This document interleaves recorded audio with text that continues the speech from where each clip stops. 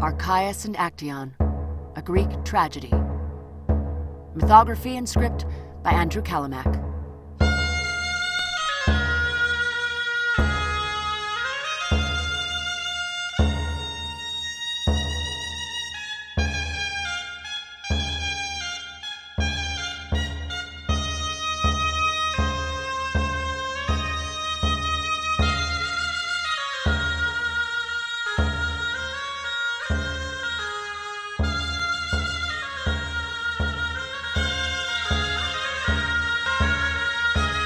Dramatis Personae and opening credits. My name is Dale Dobson. I am Archias, tyrant of Corinth and suitor of Actaeon. My name is Kyle Slayton. I am Actaeon, a Dorian teenager. Like my namesake before me, I will die young, torn apart by dogs.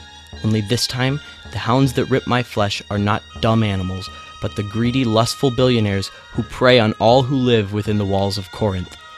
These filthy rich pillage the wealth of the citizens and despoil the wealth of the land. My name is Chris Tsay. I am Aeschylus, the Orestes of Actaeon. My name in Greek means a smidgen of shame, because I am of those who shun shameful deeds. My name is Adam Barito. I am Melissus, Actaeon's father. My name is Terence Pickering. I am Dexander, a Corinthian general and friend of Melissus. My name is Mark Duxbury. I am Telephus, an older Romanus of Archias. My name is Mare Trevathan.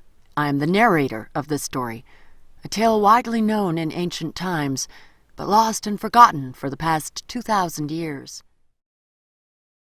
Scene 1. Before the walls of Corinth. What scene be this? Behold, the town entire, all Corinth's folk bedecked in best attire, rush out the gates and strew the earth with flowers. A royal welcome spread, as lies within their powers. Before them, Archias, young headman of the town, a prince of wealth and might beyond renown. His counselor Aeschylus by his side, his cradle friend, now wise and prudent guide. All bowed to greet the traveller from abroad, the Argive lord Melissus on the road, his son and him, and wistful he's of eye, and glances back as if about to fly. But Archias' spawn grasps him by the hand, and heartfelt welcomes him to his new land. My lord Melissus, Corinth won't forget your generous deed, and you shall not regret saving the best of Corinth's warrior band from Argive wiles, nor yourself reprimand. By now all know how your king betrayed not only the alliance we had made, but elementary humanity, with schemes to crush us out of vanity. And all know, too, how you sent Corinth word of ambush where we'd perish by the sword. 1,000 warriors you saved that day, the stalwart backbone of Corinthian sway, led by Dexander, their loyal trusted chief, the same who welcomed you within his fief each time in embassy Phaedon sent you, your guest friend dear, for sooner would you view your home abandoned and your king betrayed than your friend wounded, none to tender aid. A cherished friend henceforth to us you'll be, in safety dwell here with your family. Nor look askance, greybeard, upon my youth. My word rules here, my sword the only truth. For no one ever thwarts the Bacchus clan, or off the earth they're wiped to the last man. Then Archias just gave his princely nod to treat Melissus as if he were a god. Road-worn Melissus something had to say before he rested and washed off the clay of that headlong escape and hasty leaving. Most noble chief, my humble thanks for giving sore-needed shelter to poor refugees. Myself, my son, we thank you on our knees. For refugees we're now, no home we own. No fields of loam where golden grain be sown, no orchards old where olive trees have grown, nor pastures green for sheep to keep them mown. All these we had, and plenty more beside, like smoke are gone, like water with the tide. We stand before you worn and soiled like hogs, for my king Phaedon hounds us with his dogs. A new life we would build on Corinth's soil, though late for me, my son shall bear its toil. Behold him here, the best of Dorian race, his mind well trained, of wildness not a trace, his body slim, but coming into strength, for at boys' games he's first to run the length. My Actaeon, my tears prove my pride. I could lose all, so long he's by my side. Now my heart rests, for we've reached you alive, and 'neath your shield I know my son will thrive. The headman smiles, and his arms open wide, the fair boy to embrace, and then walk by his side. Come, let us enter town, evening falls. Your home awaits. Rest safe behind its walls.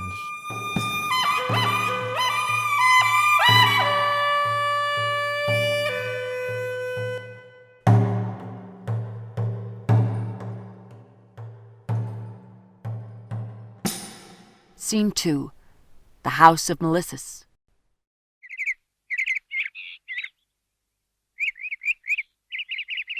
Dreamt you, Dexander, that ere you and I neighbours would be 'neath blue Corinthian sky? How fortune toys with us mere mortal men. From lofty heights she lays us low, and then the broken puppet places on a throne. My life is proof. Look you where I've been thrown. From trusted king's adviser, to whom came all who help sought, so not to seek in vain. From dizzy heights of proud nobility I toppled to the depths of infamy. Like some base rustic huddling in a hovel, I dragged myself at Archias' feet to grovel. But lo, all shall be well, for friends abound, and by their grace new home and lands I've found. While you, faithful Dexander, bring me joy, almost as much as that which brings my boy. Don't speak of faith, Melissus dear.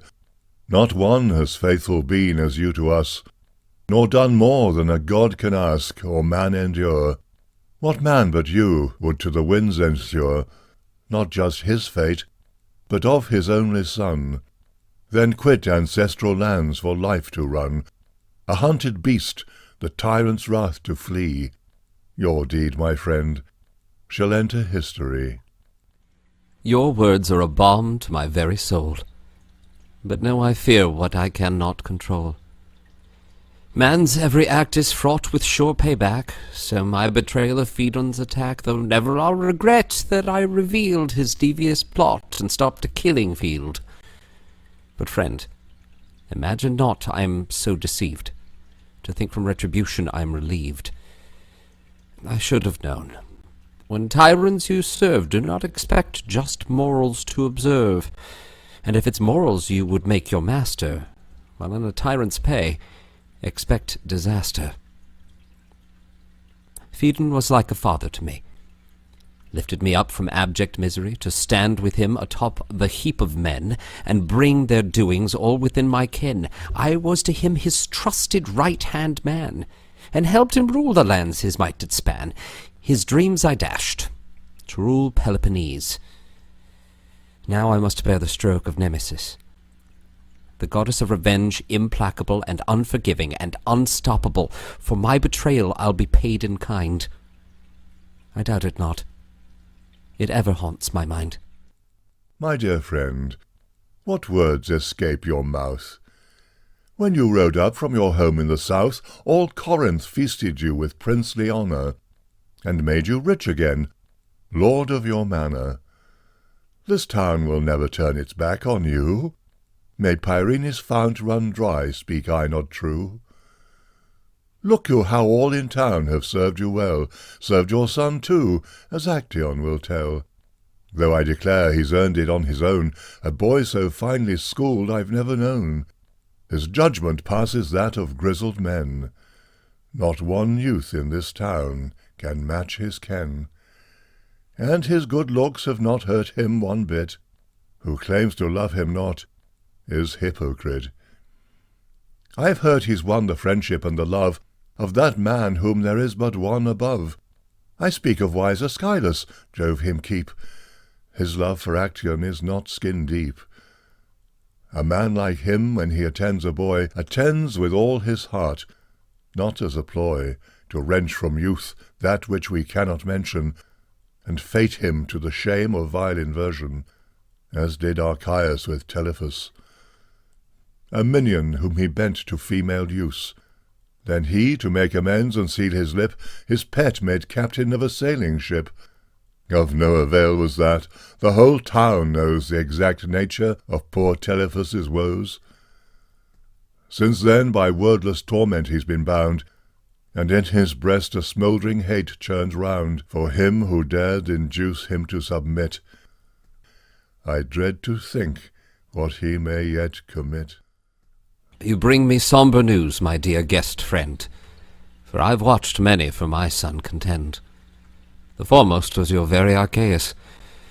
Grant that he wooed in jest, or Jove save us. Scene 3. A palace chamber.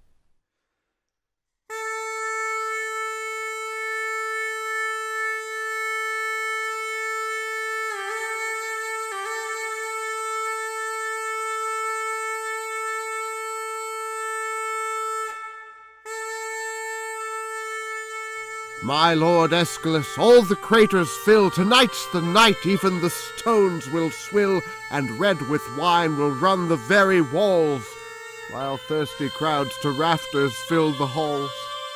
I crave these boisterous banquets of the clan, when come my kindred cousins to a man. Lord Archias, I hear and obey. With pleasure rare your orders of the day. I must admit, I notice with relief that you have finally overcome your grief. The chase for boys is a demanding hunt. Do not expect to always bag the runt. That is no runt, it is Melissa's boy, nor is he likely to escape my ploy. Melissa's boy? I know the youngster well. He often wends his ways to me to dwell at end of day, and while the time away, after he's through with study and with play. We talk of life, and weigh the ways of men, and sometimes amble pensive down the glen. I did not know 'twas him that you pursued. You have no hope. His manners are not rude. Not even you from lofty majesty may trample underfoot his modesty. At any rate, he is in love with me. I think you would be wise to let him be. Last night a cake he brought me as a gift. Do not be mad. Do not let this cause a rift. This time, Aeschylus, you have gone too far. Upon this festive day, how dare you mar the kingly pleasures which I am entitled? Stand not you in my way, lest you be startled to find that you are quite dispensable. I can pay any to be sensible, and give me good advice that I don't need, and anyway I hardly ever heed. As for the boy, you will see him no more, if between us you want things as before. Your Highness, I shall take under advice your threats, for I'm not one to play at dice. As for the boy, recall we owe a debt of gratitude that we must not neglect. Melissus is the reason that today you still stand there proclaiming your sway.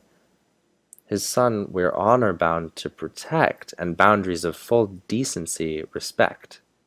This very night you'll see just what respect Melissus will receive from me direct.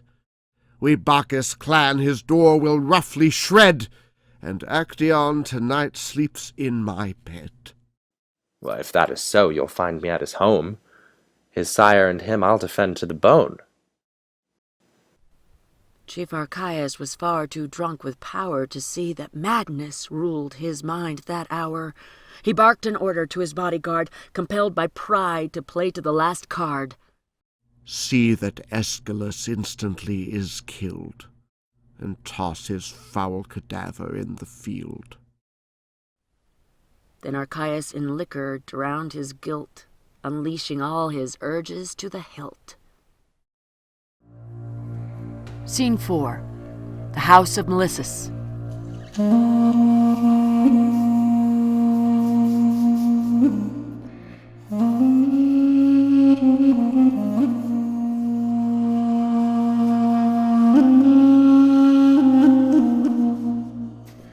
Dear father mine, I would have your advice, to pick a lover who's unstained by vice.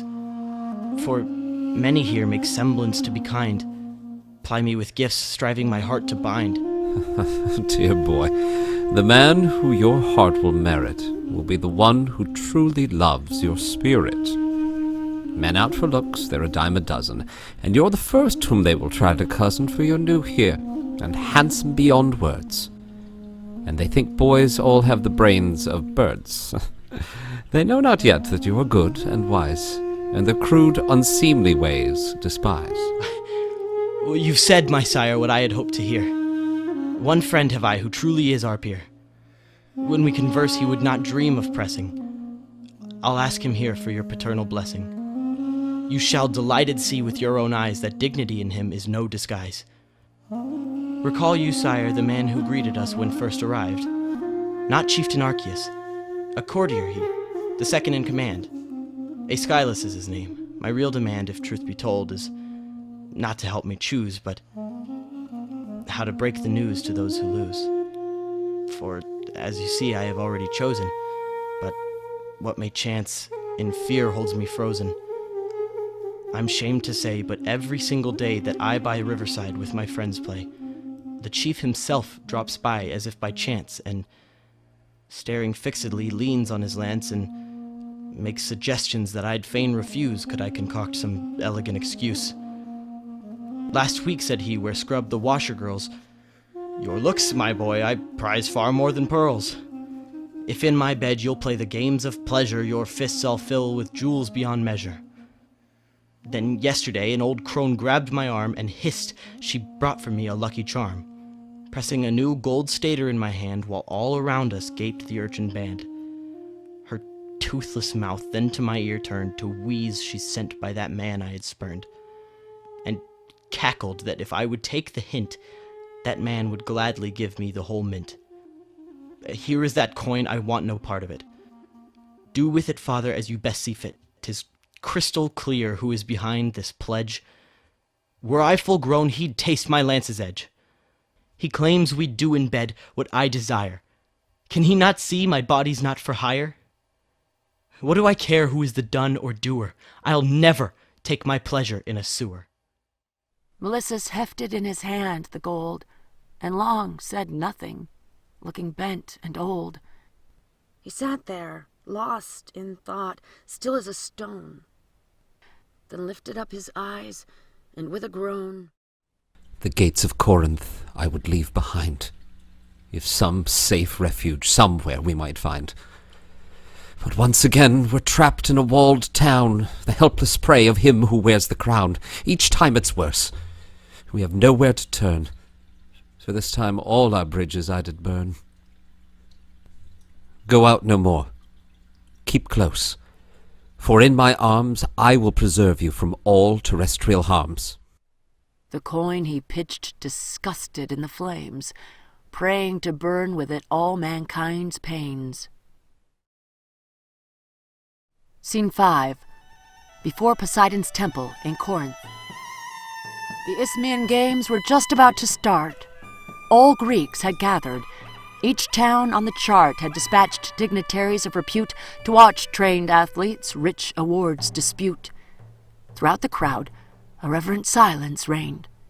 Knife-wielding priests Poseidon's favor gained. A sudden clamor rent the sacred quiet, a voice from skyward. All turned to espy it. A man perched high atop Poseidon's temple, his voice with sorrow filled, restrained, yet ample. O hearken, Greeks, and witness sky and sea. Argive Melissus bids you hear my plea. You all well know that mine is no vain boast.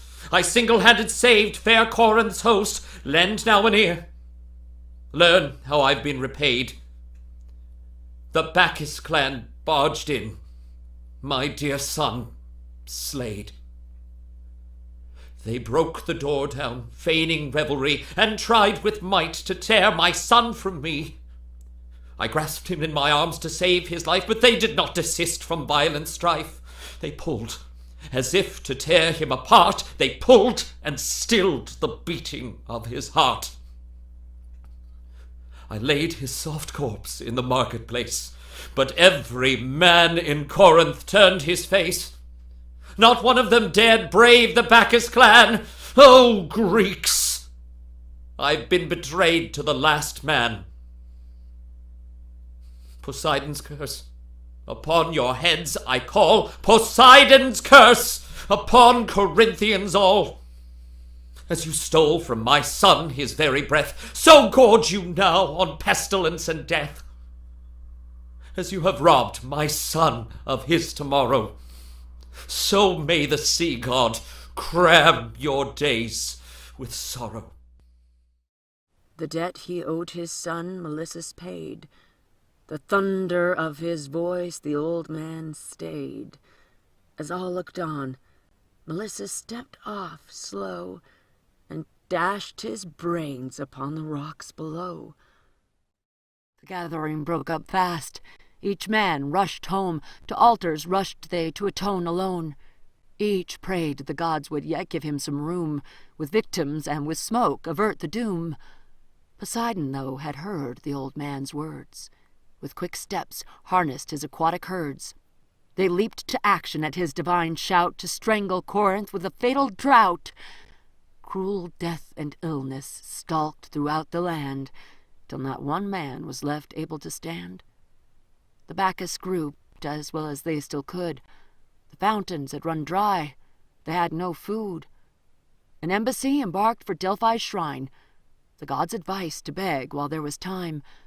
'Twas Archias himself who took the lead, full anxious to fulfill his people's need. They swiftly sailed through the briny deep and climbed the hill to Apollo's lofty keep. With heavy gold, the priestess they beseeched to render divine vapors into speech, and prompt remove the curse that gripped their town before hunger and plague mowed them all down. The answer from the god winged swift and sure. Corinthians their safety might secure, if Archias quit Corinth and moved on, for he must pay for killing Actaeon. Scene 6. 10 years later, before Poseidon's temple in Syracuse. Behold, Telephus dear, how finely wrought Poseidon's columns are. The stone was brought at untold cost from far Etrurian hills, and ably carved by slaves with rare skill. Who knew we'd make a fortune in exile, or that the sea lord would still grant his smile? A second life this god has given us. But what was it you wanted to discuss? I came to give my thanks, Chief Archias, my thanks for all you've given me, and thus to make amends and give you something back, as my ship waits to breast the stormy wrack. It's a long time since we last met alone, as in my youthful days so quickly flown. You owe me not, dear boy, in debt am I. Your seafaring skills the guiding sky discern to gain this sweet Sicilian shore, when Delphi's priest forbade me Corinth's store. I see you come equipped to cross the tide, but why strap on a war sword at your side? That God who great betrayal once avenged shall glut again on treason and revenge. Betrayed you not, young Telephus, that boy whose love you soiled, beast slavering for joy? Each day I live afresh your wanton lust, before my eyes that den of broken trust. That lonely grove we halted out on hunt, while in my ears your words still echo blunt. I'm stronger far than you, don't try some stunt. We will not leave until you give me what I want. Or must I put In plainer words, the reason for my defiled self and present treason. Poseidon, come to exorcise my hate. Though for the boy in me, it's far too late. Poseidon, shaker of man's firmament, relentlessly rolls on your punishment. A second life, sea lord, you've given me, ungrateful to refuse a second death I'd be. And you, Telephus, solace may you find, for once the hand of fate does not strike blind. Take, Archias, cold steel run through your back, fit payment for your treasonous attack. Plunging the sword up to the very hilt, to purge my soul and lave me of this guilt. Then Archias his robe draws round his head and turns to cross the river of the dead.